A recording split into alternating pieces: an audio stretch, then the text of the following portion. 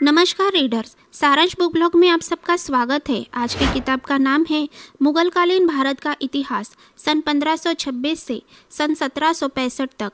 आज हम देखेंगे इसका रिव्यू और सारांश। आइए तो देखते हैं इसके रिव्यू में क्या है। प्रस्तुत किताब में मुगलकालीन भारत का इतिहास लिखा गया है।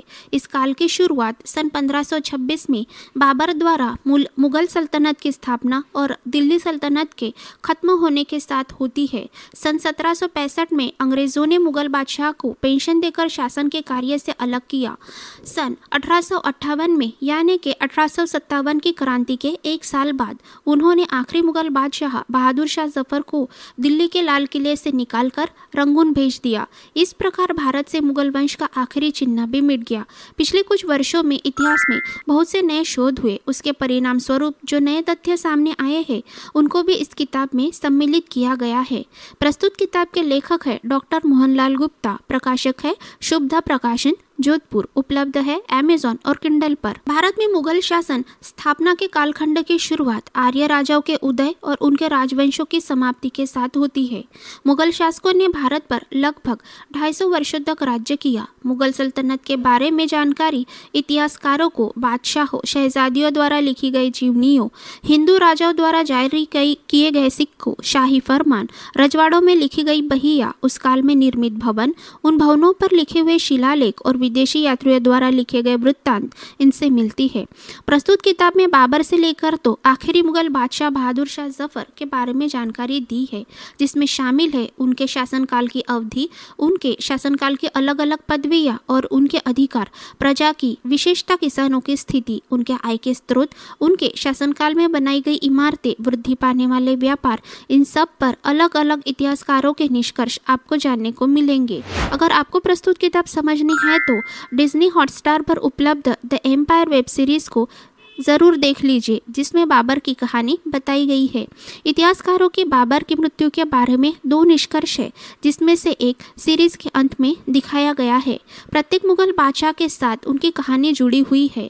उनके जन्म से लेकर तो उनकी मृत्यु तक की कहानी है, जिनमें शामिल है उनके बादशाह बनने का संघर्ष, उनके दोस्त, दुश्मन, उनके द्वारा लड़ी गई लड़ाइयाँ और उनके परिणाम, उनके द्वारा जीते गए प्रदेश, इन्हीं प्रदेशों को उनके उत्तराधिकारी संभाल पाए या नहीं। इन सब पर इतिहासकारों की राय आपको इस किताब में पढ़ने को मिलेगी। हमें लगता है कि आज जैसी हमारी परिस्थिति है कल भी वैसे ही रहेगी, इसलिए हम आज के निर्णयों के बारे में उतना नहीं सोचते, जिससे हमारे भविष्य पर, खास करके हमारी आने वाली पीढ़ियों को उसका खामियाजा भुगतना पड़ता है। इसके अच्छे खासे उदाहरण हमें हमारे इतिहास में देखने को मिलेंगे। इसका एक उदाहरण प्रस्तुत किताब से आपको बताते हैं।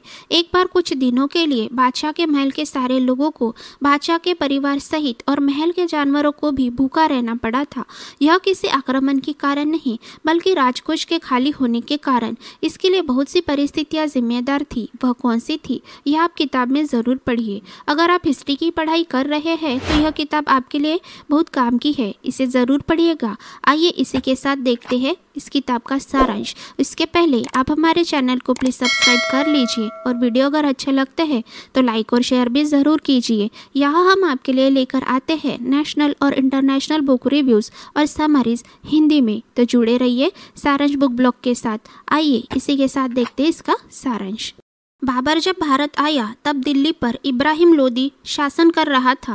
राजपुताने में राणा सांगा महत्वपूर्ण थे तो बाकी सारा देश छोटे छोटे राज्यों में बटा हुआ था। यह राजा प्रायः एक दूसरे से ही लड़ा करते, साथ में दिल्ली सल्तनत को भी नष्ट करना चाहते थे। इस स्थिति के कारण वह किसी बाहरी शक्ति को भारत आने से रोकने में सक्षम नहीं थे। सन 1519 में बाबर ने भारत पर पहला आक्रमण किया। बाबर एक कुशल सेनापति था। वह अच्छी व्यूहरचना कर सकता था। उसे अच्छे सेनापतियों का साथ मिला जिनमें जीत के प्रति भारी उत्साह था। इसी वजह से बाबर की छोटी सी सेना ने इब्राहिम लोदी की बड़ी सेना को पानीपत के युद्ध में परास्त कर दिया। पानीपत का युद्ध भारत के निर्णायक युद्धों में से एक रहा। इसने भारत के राजनीति की दिशा ही पलट दी। पानीपत के युद्ध के बाद बाबर को यहाँ बसने के लिए बहुत सी परेशानियों का सामना करना पड़ा। ऐसा अकबर के साथ नहीं हुआ, क्योंकि उसने यहाँ के लोगों को और परिस्थितियों को देखकर नीतियाँ बनाई। वह प्रजा को ही सर्वोपरि मानता था। उसने राजपूतों के साथ सुलह कुल नीति अपनाई, जिस कारण उसे राजपूतों का साथ मिला। इससे अकबर का राज्य सुदृढ़ हुआ, क्योंकि राजपूत विश्वासु थे और अपने वचन का मरते दम तक पालन करते थे। फिर भी अकबर के समकालीन महाराणा प्रताप ने उनका अधिकार स्वीकार नहीं किया। इस विषय में इतिहासकारों के दो मत हैं। इन दोनों मतों पर बहस और निष्कर्ष किताब में दिए गए हैं। भारत एक कृषि प्रधान देश है। राजा को मिलने वाला बहुत सा उत्पन्न किसानों से ही आता है। इसलिए किसानों की स्थिति मजबूत करने के लिए अकबर ने बहुत से अच्छे कार्य किए। इससे उसका उत्पन्न बहुत बढ़ गया। जब उसकी मृत्यु हुई तो वह विश्व का सबसे अमीर बादशाह था। अकबर ने सामान्य जनता का जीवन स्तर बढ़ाने के लिए भी बहुत से कार्य किए। उनके राज में जनता खुशहाल थी। अब वह रोजी रोटी के अलावा भी और बहुत कुछ सोच सकती थी। इसी वजह से संगीत, साहित्य, चित्रकारिता में बहुत वृद्धि हुई। महान गायक तानसेन अकबर के 9 रत्नों में से एक थे। उनके द्वारा गाए हुए राग इतने असरदार होते थे कि दिए जल लुटते थे। बेमौसम बरसात हो जाती थी। इतिहासकारों की माने तो अकबर का युग एक स्वर्ण युग था। मुगल साम्राज्य का असली निर्माता अकबर ही था, क्योंकि अकबर को उसके पिता हुमायूं से कुछ ही जीते हुए प्रदेश मिले थे, न कि कोई राज्य। हुमायूं को उसके पिता बाबर से दिल्ली सल्तनत मिली थी, जो उसने गंवा दी थी। बाबर ने इब्राहिम लोदी को हराया। इब्राहिम लोदी भी एक अच्छा शासक था। उसकी शासन प्रणाली बहुत अच्छी थी। किताब के अनुसार उसके राज में एक बूढ़ी औरत भी सर पर गहनों से भरी हुई थाली लेकर जा सकती थी। इन सारी चीज़ों के बारे में डिटेल में जानने के लिए किताब ज़रूर पढ़िए। अकबर की मृत्यु के बाद बादशाह बनने के लिए अपने ही सगे भाइयों और भतीजों को मौत के घाट उतार देने की दौड़ शहजादों के बीच में शुरू हो गई। जो इस दौड़ में जीत जाता वह बादशाह बन जाता। ऐसा अकबर के पहले कभी नहीं हुआ, बल्कि अकबर के पिता हुमायूं ने तो अपने सारे भाइयों का ख्याल रखा। इसकी वजह से उसे बहुत परेशानियां झेलनी पड़ी। फिर भी वह अपने पिता बाबर के वचनों का पालन करता रहा। जहांगीर ने अपने पिता अकबर से विद्रोह किया, फिर भी अकबर ने उसे ही बादशाह घोषित किया। जहांगीर की पत्नी नूरजहां एक बहुत ही खूबसूरत महिला थी। वह हर चीज़ में खूबसूरती लाने का प्रयास करते रहती। उसके काल में इत्र और गहनों का व्यापार बहुत फला फूला। नूरजहां का भाई और पिता मुगल सल्तनत में बहुत ही बड़े ओहदे पर थे। नूरजहां के पास भी अपने खुद के अधिकार थे। वह चाहती थी कि जहांगीर का बड़ा बेटा खुर्रम यानी कि शाहजहां बादशाह बने, जो नूरजहां के भाई का जवाई था।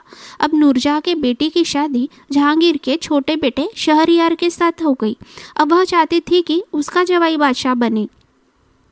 बस इसी बादशाह बनने की होड़ में शाही परिवार में षड्यंत्रों की शुरुआत हो गई।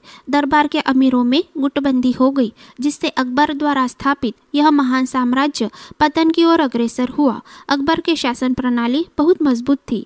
इसी शासन प्रणाली को जहांगीर और उसके बेटे शाहजहां ने अपनाया और अपना राज्य कारभार चलाया। शाहजहां ने आगरा में ताजमहल बनवाकर अपना नाम इतिहास में दर्ज करवा लिया। शाहजहां को इमारतें बनवाने का शौक था और स्थापत्य कला की अच्छी जानकारी भी। उसने बहुत सी इमारतें बनवाई। इस वजह से उसे इमारतों का शहजादा भी कहा जाता है। शाहजहां के बाद उसका बेटा औरंगजेब बादशाह बना। उसने बहुत से लोगों की भावनाओं को ठेस पहुंचाई। इससे मुगल सल्तनत से जुड़े राजा और अमीर अपने खुद के स्वतंत्र राज्य स्थापित करने में लग गए।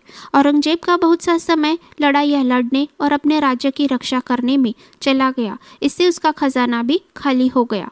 औरंगजेब की मृत्यु के बाद षड्यंत्रों की वजह से मुगल सल्तनत पूरी तरह बिखर गई। औरंगजेब के बाद सल्तनत के बादशाह ऐसे बदलते रहे जैसे कोई अपने कपड़े बदलता है। आखिरी मुगल बादशाह आते आते भारत की लगाम ब्रिटिशों के हाथ आ गई। आखिरी मुगल बादशाह को ब्रिटिशों ने लाल किले से निकालकर रंगून भेज दिया। इसी के साथ मुगल सल्तनत का अस्त हो गया। अब जानते हैं उन दिनों व्यापार कैसा था। मुगल सल्तनत के काल में अंतर्राष्ट्रीय और अंतर्राज्यीय दोनों ही व्यापार उन्नत अवस्था में थे। कहते हैं कि भारत पहले सोने की चिड़िया था, लेकिन तब भारत में सोने की खानें थी ही नहीं। सोने चांदी के बदले भारत में ऐसे बहुत से अमूल्य वस्तुएं थी, जैसे कि उत्तम दर्जे का कपास, सुगंधित कस्तूरी, नील आदि वस्तुएं मिलती थी, जिनके बदले विदेशी व्यापारी सोने चांदी का सौदा करते। यह व्यापार इतना फला फूला कि भारत के पास ढेरों टन सोना चांदी जमा हो गया। इसी वैभव की चकाचौंध देखकर बहुत सारे विदेशी लोगों ने भारत पर आक्रमण किए। इसी वैभव का प्रतीक था गुजरात का सोमनाथ पट्टन, जिसके वैभव के चर्चे सुन महमूद गजनी ने सोमनाथ पट्टन पर 17 बार हमले किए। इस विषय से जुड़ी सोमनाथ किताब का रिव्यू भी हमारे यूट्यूब चैनल सारांश बुक ब्लॉग पर है, उसे भी आप एक बार देख लीजिएगा।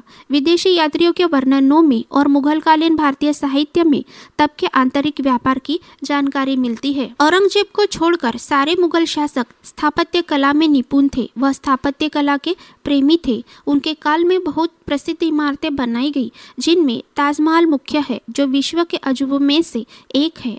दिल्ली का लाल किला, आगरा का लाल किला, फतेहपुर सिकरी की इमारतें, इलाहाबाद का किला, कश्मीर का बाग इत्यादि ऐसे बहुत सी इमारतें हैं जो अपनी पहचान लिए अभी भी खड़ी है।